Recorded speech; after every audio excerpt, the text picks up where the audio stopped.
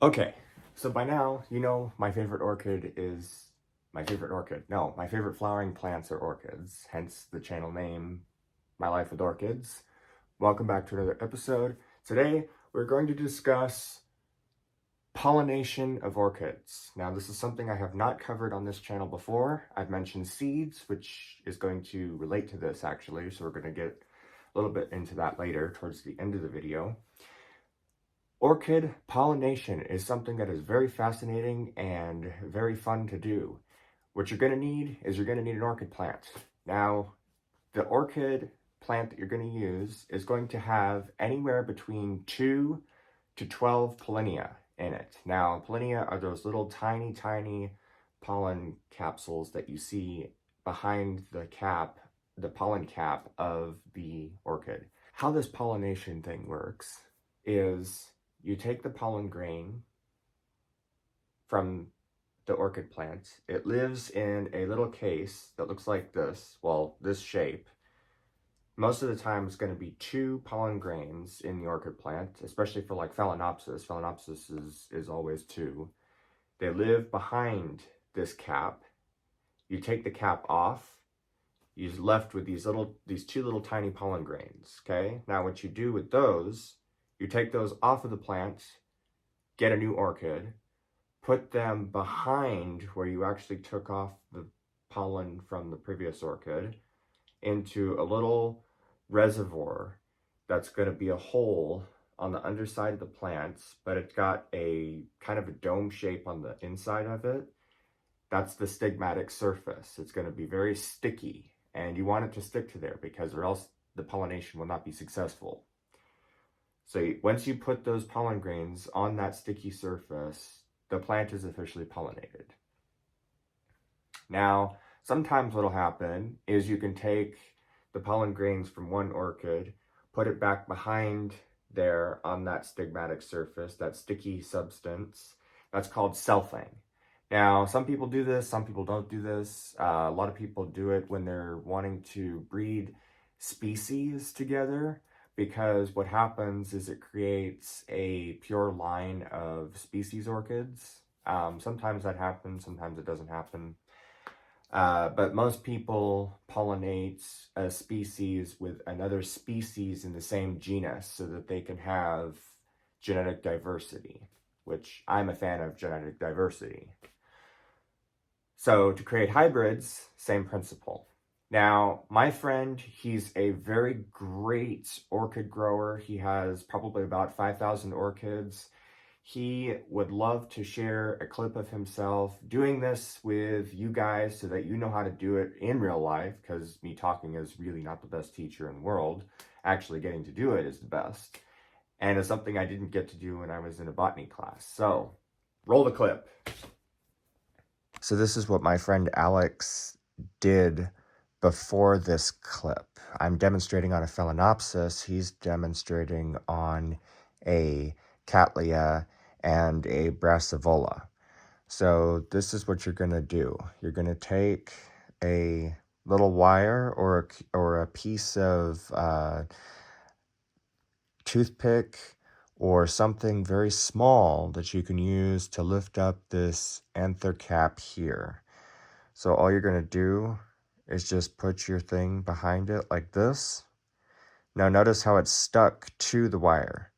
That's okay, because inside are those 2 little tiny pollinia. Now what you're going to do is you're going to remove the cap, which is actually fairly difficult. It's not the easiest thing in the world to do that, but you're going to be left, there you go, with 2 pollinia. Okay? With the background. How about that? Okay. Got it? Yeah. That's Okay. cool. Yeah. So, but I'm going to separate them because I can't put 4 of them. Now, if it were another big Cattleya, I could probably do that. Okay. So I will. Good pollen. Okay, you see that? Yeah. That's cool. Yeah. Do you mind if I take some pictures? No, I don't mind. Thanks. That's cool.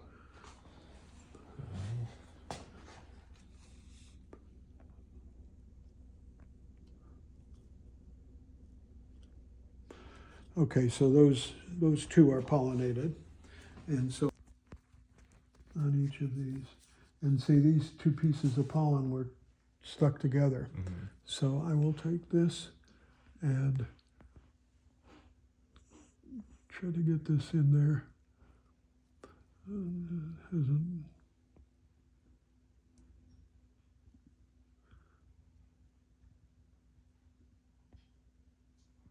I think it's in there. That's why sometimes you have to remove the, not totally remove the lip, but usually what I do is I press it down like this and expose this, and it's easier to get this in. But that's why I'm going to do multiple ones, because Okay. you know, it doesn't always, they don't always take. Done. Goodbye. Go home. Call your friends. Call your family. Tell them you're on your way, because that is it. That's how quick. Really cool, right? I hope you guys were able to see that and understand what was going on. Now, what is all this leading to? This is leading to orchid seeds. Now, the seeds are really tiny, tiny, tiny things. They're size of grains of dust. That's how small they are. I actually have a few that I showed in the previous video about seeds. This is a capsule from an epidendrum orchid. But look at all those little tiny white specks. That is all seed grains. Now, there can be anywhere up to 3 million in a seed pod, which is kind of crazy when you think about it. If all of those germinate, like I said before, you will have an entire population of millions of plants. Ideally, unrealistic. However, the possibility is there, especially when you pollinate in captivity and you grow the seeds up in captivity. So, that brings me to this now. Here's a little bit more science for you. Look at this through a microscope. Tell me what you see.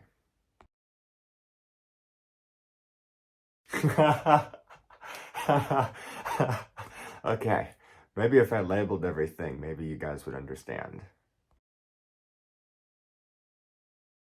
And there you have it. Pollination. Really cool. Hope you guys enjoyed. There's going to be a part 2 to this in hopefully the not too distant future, because we are going to get the opportunity to see how seeds are sown. We're going to get the opportunity to see how the agar is made, how like a chemical box is made so that we can do all the stuff in. We're going to get to see all of that. My friend Alex, he's really cool. He wants to share that with me because I want to learn how to do it first off, and I want to share that with you. So stay tuned for that video. Hope you guys learned something new today, and I will see you next time.